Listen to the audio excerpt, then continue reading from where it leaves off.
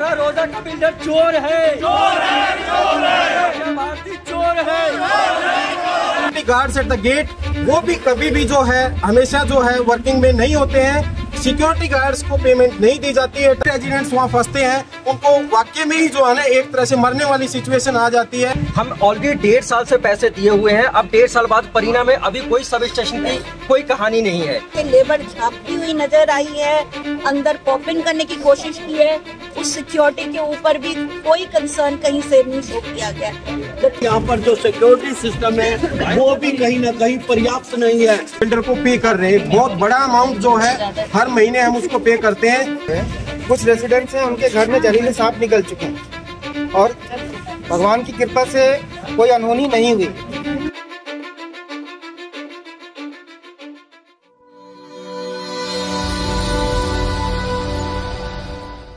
दोस्तों नमस्कार, सीधी और लाइव तस्वीरें देख रहे हैं गुरुग्राम से। गुरुग्राम में बिल्डर काफी लोगों से अपने जो एसोसिएशन तो दे देते हैं, परंतु तमाम जो डीड में अपनी सुविधाएं मुहैया करानी है वो कहीं ना कहीं उनसे भागते हैं। ऐसे ही एक मामला कौन से सेक्टर में है, क्या वो प्रॉब्लम है, कौन सी सोसाइटी है, आज उसी खबर को दिखाने लेके आया हूँ।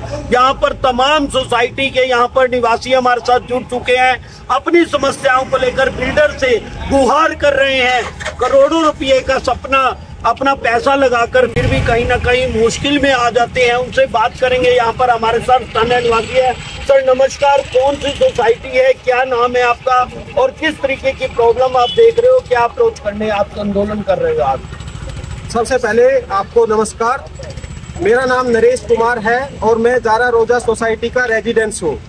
हम लोगों को जब से ये पोजीशन मिला है तभी से जो हर रोज की समस्याएं हैं उनसे हम लोग जूझ रहे हैं। हमने बार बार जारा बिल्डर से अपनी तरफ से निवेदन किया, हमने उनसे मीटिंग की है, लेकिन उन पे कोई भी किसी तरह का भी ध्यान नहीं दिया जाता है। हम हमेशा जो है जो हमने बिल्डर और बायर एग्रीमेंट है उसके हिसाब से यहाँ से हम उनको पेमेंट कर रहे हैं और जो इश्यूज हैं उसमें मैं आपको आपके माध्यम से बिल्डर तक और जो भी रिलेटेड अथॉरिटीज हैं मैं उन तक पहुंचाना चाहता हूं कि जो बेसिक सुविधाएं हैं जैसे कि हमारे यहाँ लिफ्ट्स वो कभी भी जो है ना वर्किंग नहीं होती हैं। दूसरा, सिक्योरिटी एक बहुत बड़ा कंसर्न है जिसमें कि CCTVs and the security guards at the gate वो भी कभी भी जो है हमेशा जो है वर्किंग में नहीं होते हैं। सिक्योरिटी गार्ड्स को पेमेंट नहीं दी जाती है टाइम पे, इसलिए वो भी हमेशा स्ट्राइक पे रहते हैं और हमारे यहाँ ऐसी सिचुएशन रहती है कि कभी भी कोई भी आ जाता है, कोई भी चला जाता है और उस चीज के लिए कोई भी जो है ना रिस्पॉन्सिबल नहीं है। उसके बाद जो क्लीनिंग से रिलेटेड है, अगर आप सोसाइटी के अंदर देखेंगे तो प्रॉपरली क्लीनिंग नहीं होती है। 24 मीटर जो हमारा रोड है उसको एक तरह से गार्बेज हब बना के रखा हुआ है। पूरा जो भी वेस्ट रहता है वो वहाँ पे 1 साल से पड़ा हुआ है। रेजिडेंट्स की तरफ की कोई भी जो है बिल्डर का ध्यान नहीं है, वो अपना पैसा लेता है हर महीने और जो है अपनी पॉकेट में डाल के रख लेता है। उसके बाद अगर मैं सीसीटीवी की बात करता हूँ या इंटरकॉम की बात करता हूँ तो जैसे मैंने बोला आपको कि हमारे यहाँ पे जो लिफ्ट्स हैं वो वर्किंग नहीं होती है मोस्ट ऑफ द टाइम, और कई बार ऐसा हुआ है कि जो पैसे हमारे यहाँ पे जो रेजिडेंट्स हैं वो उसके अंदर आधे घंटे तक फंसे हैं और वहाँ इंटरकॉम न होने की वजह से किसी तरह का कोई कम्युनिकेशन का मीडियम भी नहीं है। और दूसरी बात, वहाँ पे जो सीसीटीवी है वो भी फंक्शनल नहीं है, तो इसलिए जो भी रेजिडेंट्स वहाँ फंसते हैं उनको वाकई में ही जो है ना एक तरह से मरने वाली सिचुएशन आ जाती है। वो किसी तरह से किसी को भी कम्युनिकेट नहीं कर पाते। तो मेरी रिक्वेस्ट है आपके माध्यम से कि जो भी अथॉरिटीज हैं या जो भी बिल्डर है उसके पास ये अपना मैसेज पहुंचाएं और हमें इन समस्याओं से जो डे टू डे में हम यहाँ जूझ रहे हैं उनसे हमें किसी तरह से छुटकारा दिलवाएं। धन्यवाद। एक अभी मामला जो से अभी हम बात कर रहे थे, एक जो 33 kV का उसको लेके आया था, क्या कहेंगे उसके बारे में? क्या आपकी सिचुएशन है, क्या आपने कितने फंड्स बिल्डर को दे चुके हैं, क्या मैटर है सर वो? जी नमस्कार, मैं जारा रोजा का निवासी हूँ। ये सेक्टर 112 बजघेरा में पड़ता है। जी हमसे लगभग जून 2024 में बिल्डर ने हमसे 1-1 लाख रुपए बिजली के नाम पे ले लिए। 7 करोड़ रुपए इसने 33 kV के नाम पे पूरे रेसिडेंट से ले लिए। उस टाइम पे बिल्डर ने हमें वादा किया कि 33 kV टाटा लाविडा से जब भी वहां पे उनका सब स्टेशन हो जाएगा हम वहां से ले आएंगे। कल हमारी बिल्डर से उनके ऑफिस में मुलाकात हुई। उन्होंने साफ कहा कि हम 33 के अब परीना से ला रहे हैं। हम ऑलरेडी 1.5 साल से पैसे दिए हुए हैं। अब 1.5 साल बाद परिणाम में अभी कोई सब स्टेशन की कोई कहानी नहीं है। टाटा लाविडा में 33 की स्टार्ट हो गया है।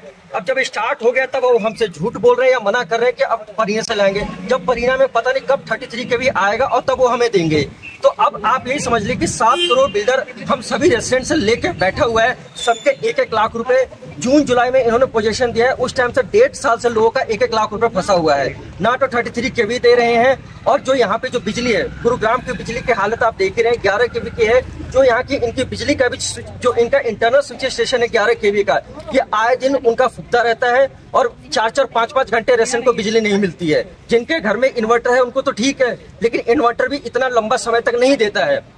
आप सोचिए कि हम दिल्ली एनसीआर में रह रहे हैं और वहां पे भी रहने के बाद में, दिल्ली के महानगर में रहने के बाद में अब अगर 5 घंटे अगर बिजली नहीं आ रही है तो भारत सरकार या तो झूठ बोल रही है या गुड़गांव की सरकार झूठ बोल रही है। कौन झूठ बोल रहा है कौन सही बोल रहा है हमें नहीं पता, लेकिन हम भारत के निवासी, हम रेसिडेंट, गुड़गांव के रेसिडेंट, हम इस सफर को झेल रहे हैं और इसकी कोई हमें सुविधा नहीं दी जा रही है। तो आपने सुना किस तरीके से करोड़ों रुपया देकर भी ठगा हुआ महसूस करते हैं। तमाम यहाँ पर निवासी अपना दर्द बयां कर रहे हैं कि कहीं ना कहीं सिक्योरिटी जो सरकार का भी, पुलिस प्रशासन का भी ये रोल रहता है। सिक्योरिटी को लेके काफी आवाज आई है ताकि जो यहाँ पर गार्ड हैं वो भी मुहैया नहीं होते। उसके बारे में क्या कुछ आप पूरा तरीके से बताएंगे। यहाँ पर आप देख सकते हो गार्ड भी कहीं ना कहीं उनको वेतन पूरे समय से नहीं मिलता, तो कहीं ना कहीं ये भी दिक्कत होती है। यहाँ पर एक निवासी और है। बहन जी नमस्कार। नमस्कार, मैं जारा रोजा की निवासी हूँ। सिक्योरिटी हम लेडीज के लिए और सबके लिए बहुत प्राइम कंसर्न हो गई है। पहली बात, हमें गार्ड उस क्वालिटी के मुहैया करवाए नहीं गए हैं कि जो प्रॉपर हमें सिक्योरिटी दे सके। सेकेंडली, रात को गेट्स खोल के it has been observe that they go to sleep, that's in human nature, understood.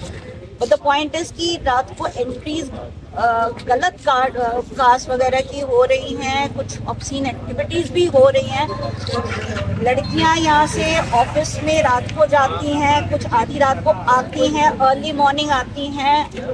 The security is actually on a stake, absolutely on a stake. CCTV कैमरे हमारे जो लिफ्ट्स के हैं वो काम नहीं करते। लिफ्ट में अकेले जाना रात को तो छोड़िए, दिन में भी अब रिस्की हो गया है।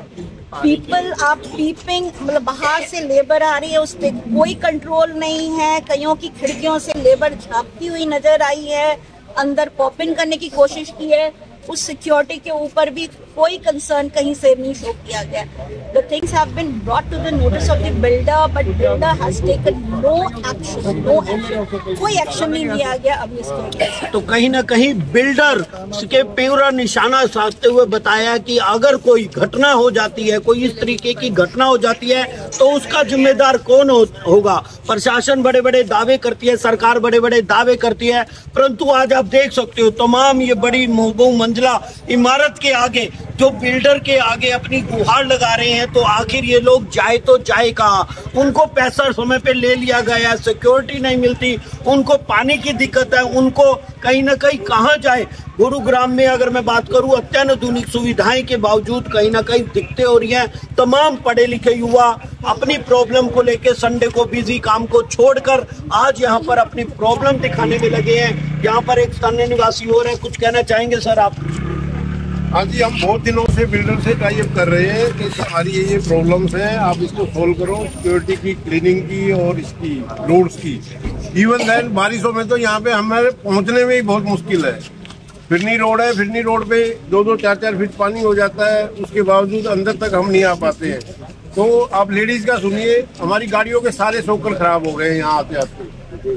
तो रिक्वेस्ट है अथॉरिटी से प्लस बिल्डर से कि हमारी समस्याओं का समाधान करें, इससे हमें निजात मिले निवासियों को जो भी रेजिडेंस है। तो आप तस्वीरें देख सकते हैं यहाँ पर, आप देखिए सिक्योरिटी गार्ड भी अगर मैं बात करूंगा यहाँ पर कहीं ना कहीं वो भी 2 सिक्योरिटी गार्ड है। कितने यहाँ पर मकान है, उसके बावजूद 750 मकान के बावजूद यहाँ पर जो सिक्योरिटी सिस्टम है वो भी कहीं ना कहीं पर्याप्त नहीं है, क्योंकि इतने परिवारों को सुरक्षा मुहैया कराना, अगर कोई प्रॉब्लम होती है तो किस तरीके से ये बात करेंगे। आप देख सकते हैं तस्वीरें आपके सामने है, गार्ड रूम है, तमाम जो ऐसी 750 परिवारों को सुरक्षा देने के लिए अगर 2 या 4 व्यक्ति ही काम सफिशिएंट है तो कहीं ना कहीं किस तरीके से अपनी बात वो रख सकते हैं। तस्वीरें जो भी लोग इस वीडियो को देख रहे हैं साथ के साथ शेयर लाइक कमेंट जरूर करें। मैं सभी लोगों से अनुरोध करूंगा ऐसे बिल्डर के खिलाफ कहीं ना कहीं बात करनी चाहिए। उनकी सैलरी समय पे नहीं आती।